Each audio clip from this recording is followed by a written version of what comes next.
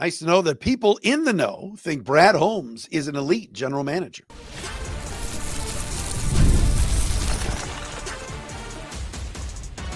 You are Locked On Lions, your daily Detroit Lions podcast.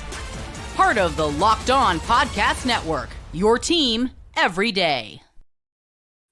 What's good, everybody? Matt Derry with you. It is Locked On Lions on the Locked On Podcast Network, your team every day. Today is a beautiful Thursday, March 27th, opening day for baseball.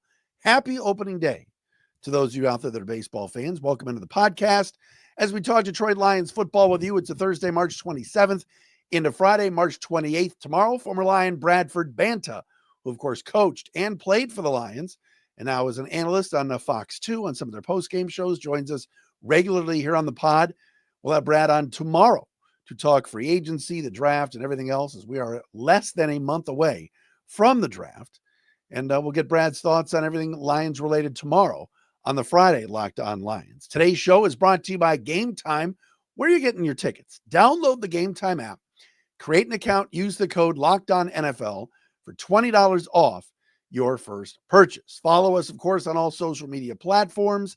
Shout out to our everydayers who are out there that watch and listen to the podcast daily, whether it's on YouTube, whether it is on Spotify or Apple or wherever you get your podcast. Legend in the city of Clinton Township. This man, maybe it's just a township.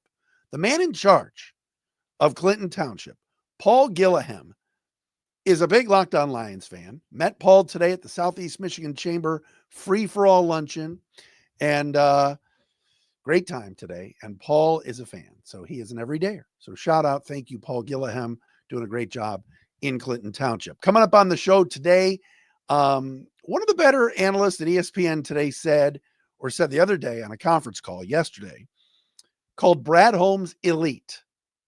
Where does Brad Holmes rank in terms of general managers right now, in your mind? I'm going to get into that coming up momentarily. Josh Reynolds has found a home.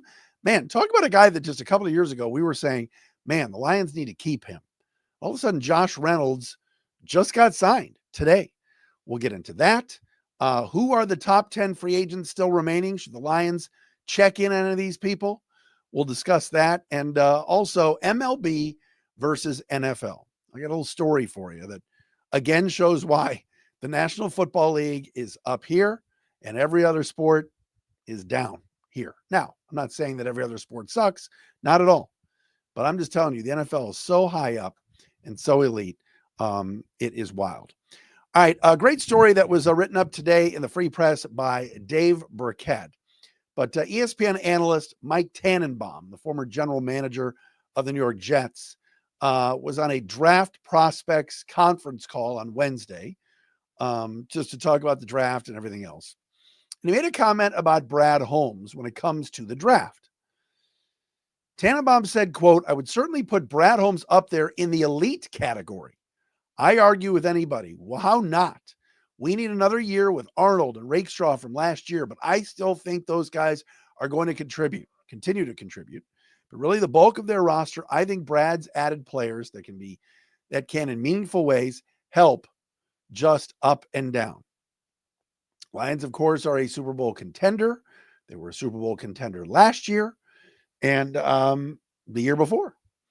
And Brad Holmes has become one of the more elite general managers. Would you put that label on him and call him an elite GM? I would say yes. We're talking about the Detroit Lions here. A team that when Brad Holmes took over in his first season, which was a year of observation, to garner up an old Stoney Wojo phrase, the old year of observation bit, 3 wins, then 9, then 12, then 15. He has drafted some elite players. He has drafted Pro Bowler after Pro Bowler. He has been good in free agency. He's been smart with the cap. And the Lions are about to enter a year where many people will pick them once again to win the division for the 3rd straight time. And this is a good division. It is. So Brad Holmes, yes, absolutely is an elite GM. The question is, where do you rank him in terms of GMs around the league? First and foremost, if we're going to do that, you put there's 2 at the top that are at the top and no one else is there. And that's Howie Roseman of the Eagles and Brett Veach of the Chiefs. Those two teams are good every year. And when the Eagles sucked 2 years ago, made some hiring mistakes, had a down year, they still almost made the playoffs. Or maybe they did make it. No, they did make it and got bounced in the first round. It was a disaster end of the season, if you remember. Philly went down to Tampa. Just the end of the year was a tank job. Jason Kelsey's last game. That was a bad season for Philly. And they still went to the postseason. Howie Roseman is an elite general manager. Brett Veach of the Chiefs is very elite. All Kansas City does is reload, and they bring in new guys. And just when you think they're done, any team that gets to the Super Bowl 3 straight times, and I know they lost this past year, but Brett Veach is a heck of a GM. And for those of you that say, oh, he's got Patrick Mahomes and Travis Kelce, I get that. But I would rank those two guys, Veach and Roseman, at the top. And then there's a little bit of a bottoming out when you get to number 3. I would put Brad Holmes right up there, 3, 4, 5. I think Eric DeCosta with the Ravens has done it longer than Brad Holmes.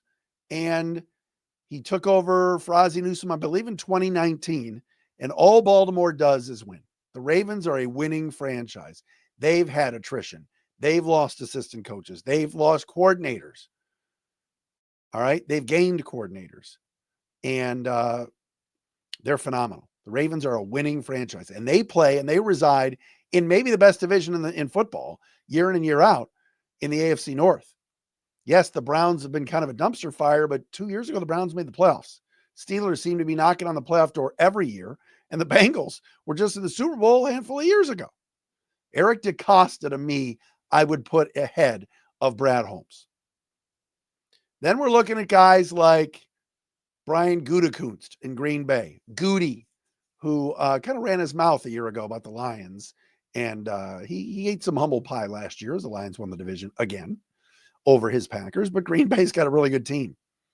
And have to navigate through the Aaron Rodgers situation to bring in a Jordan Love. They reload players there. Green Bay's always been competitive. I think Gutekunst is excellent. I think Les Snead of the Rams is a really good GM. I think Brandon Beane of the Bills is a very good GM, but I'm putting Brad Holmes up in the top 5 with any of those guys. Not putting him top 2, probably not top 3. I'd have DeCosta there, but in that 4, 5, 6 range, Brad Holmes has done a fantastic job.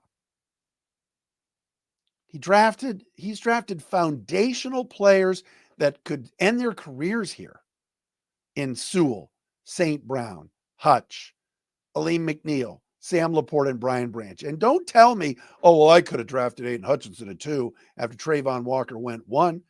Not necessarily. There was Thibodeau talk. Benny Sewell wasn't in the top 5.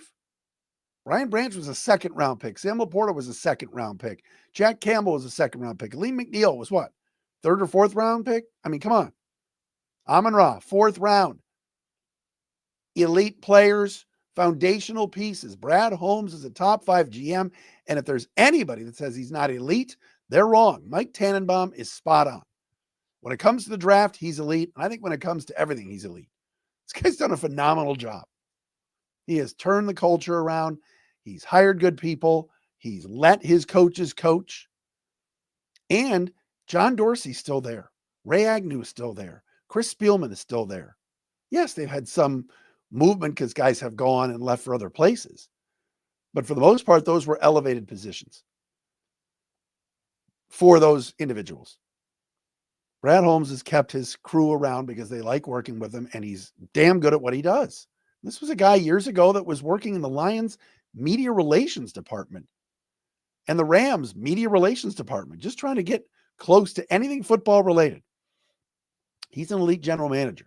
And I think top 4, I'd put him 4th after Veach, Roseman, DeCosta, guys like that. Brad Holmes has done an awesome job. Great to hear Mike Tannenbaum from ESPN kind of talk about that and say, yes, absolutely, he's elite. You know, they've re-upped 5 guys from their 2021 draft and working on trying to keep Aiden Hutchinson, J-Mo, Kirby Joseph around from the 2022 draft. He's done a marvelous job. Elite, absolutely. Mike Tannenbaum is spot on. Josh Reynolds has found a new home. Remember Josh Reynolds? Yes. The wide receiver has found a new home, and it's a familiar face that he's going to be hanging out with. We will tell you about that coming up next. It is a Thursday edition, I should say, of Locked On Lions.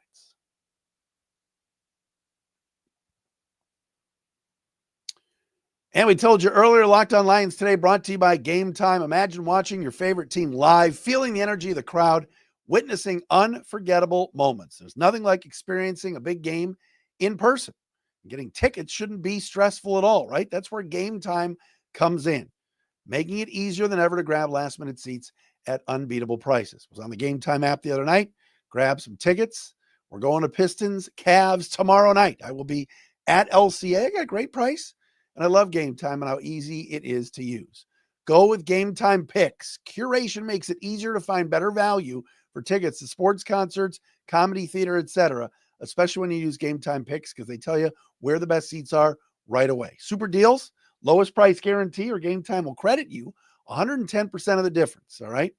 And view from your seat is the best on there. Take the guesswork out of buying tickets with Gametime. Want to go see the Pistons tomorrow night? Do it. Go on the Gametime app. Download the Gametime app. Create an account. Use the code LOCKEDONNFL for $20 off your first purchase. That's LOCKEDON NFL for $20 off. Download Gametime today. Last minute tickets, lowest price, guaranteed.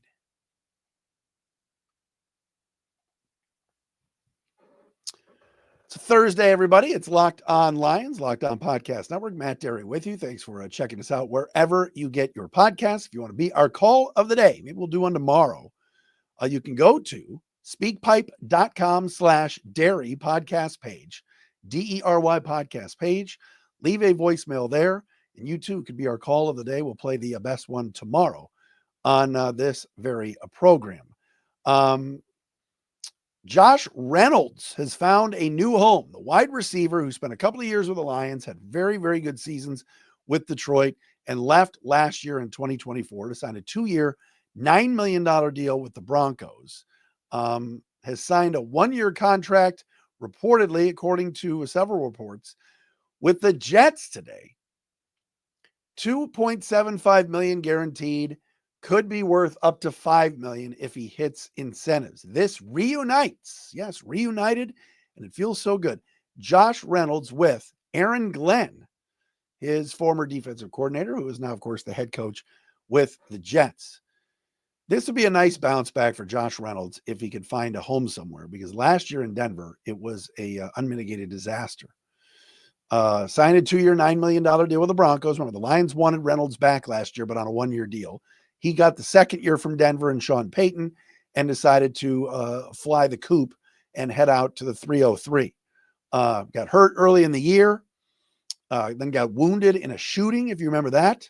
And then he was cut after just 5 games in Denver. Signed with the Jags and only caught 1 ball in 4 games for Jacksonville. So now he heads to the Jets. And look, the Jets need receivers. They've got Garrett Wilson, Tyler Johnson, and Alan Lazard, and that's it. They're looking for receivers right now, and Josh Reynolds is getting that opportunity. Look, Tim Patrick is back with the Lions and on another 1-year deal. He got 1 year and $2.5 million from the Lions, which is right around the same number that Josh Reynolds is going to get. I loved Reynolds here. He did a great job. And this was a waiver claim player from the Rams and Titans that Brad Holmes got back in 2021, his first year. Then re-upped, gave him a new 2-year, $6 million extension after that. And, 2 years with the Lions where he really played a ton, 22 and 23.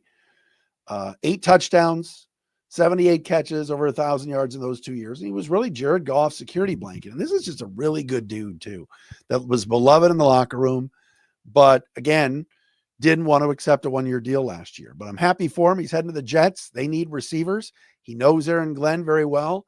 And that's the kind of guy that you root for. Josh Reynolds, just a super guy, good teammate. Hopefully he's healthy.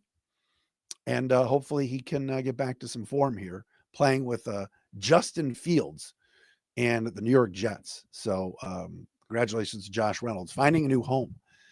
Speaking of free agents, looked at the list today. Here are the top 10 free agents still around here, as we are nearly 3 weeks into NFL free agency, and they still haven't been signed. First and foremost, Aaron Rodgers remains number one. Having talks with the Steelers, having talks with the Giants. Now the Giants, of course, have moved on to Russell Wilson. Aaron Rodgers, I don't know if he's going to play or not. There's speculation from Adam Schefter he might not. But as of right now, he's still out there.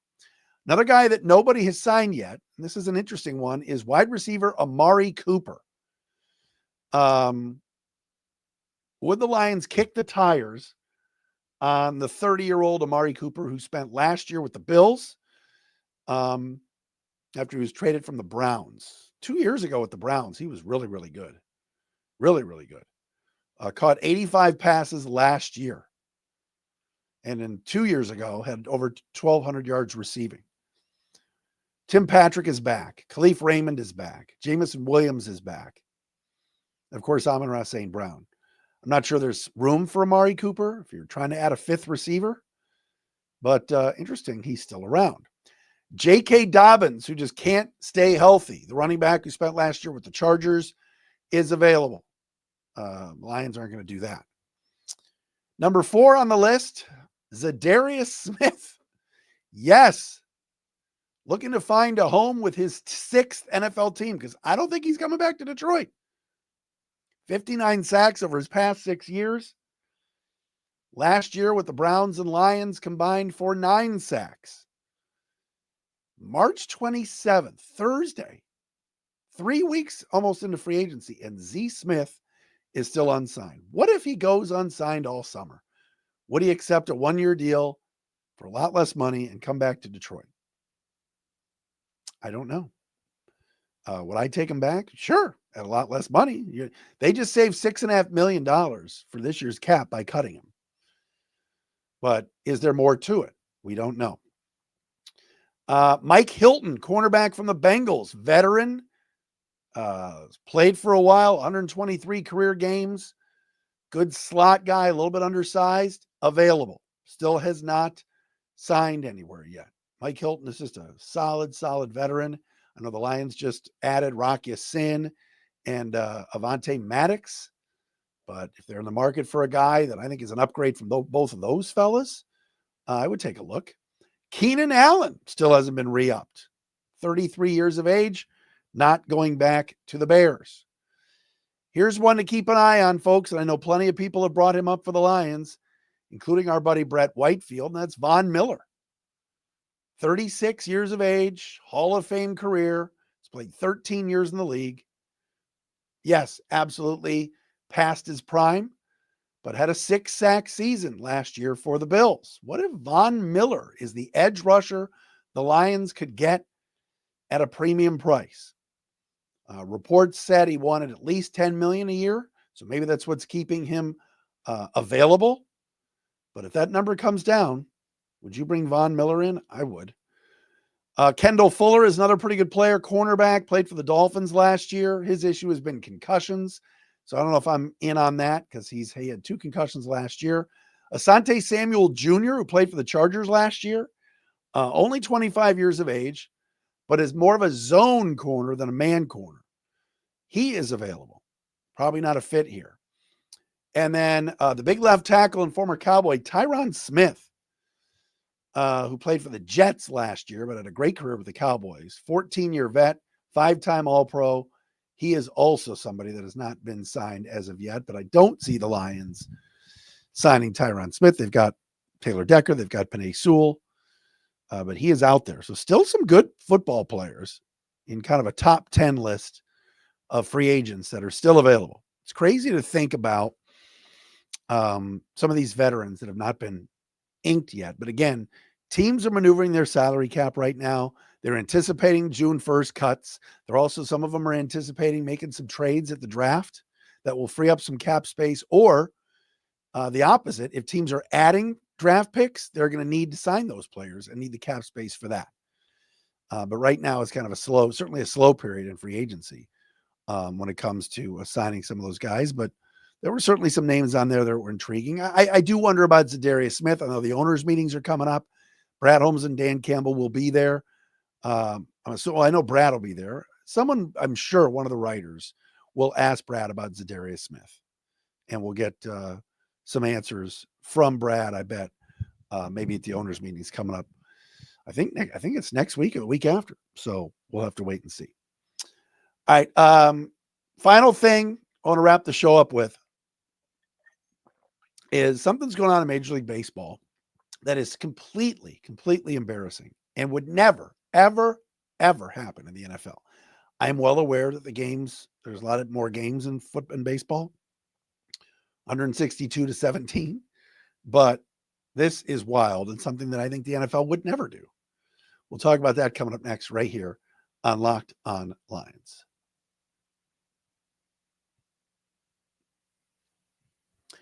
All right, so today, as I mentioned before, is opening day in Major League Baseball. Your Detroit Tigers are in L.A. to face the Dodgers at 7:10. Tarek Skubal tonight pitching for the Tigers. ESPN game, big deal. Dodgers are getting their World Series rings, and sure they're going to throw a flag up there out in left center field or right center field to have their banner raising, whatever you want to call it. So it's exciting. And for all of you that know me, know that I'm a huge baseball fan. I'm a huge Guardians fan. And I'm literally recording right now at 3:30 so I can get in front of the TV at 4:10 to watch my guys take on the Royals. But something is going on with Major League Baseball that is absolutely ridiculous. And it would be something, again, that the NFL would never do. All right. Many of you complain, especially those that are out-of-market fans, that if you don't have Amazon Prime or you don't have Netflix, or maybe you don't have cable, although that doesn't, well, regardless, if you're out of market, let's say, you might miss some games. If there's a Lions fan that lives, I don't know, in Idaho, and if they don't have Amazon Prime, they've got to go to the bar, they've got to go to a restaurant, whatever. If they don't have Amazon, they can't watch the games. We know here in Detroit, all of the games run over the channels, whatever they call it, local channel TV.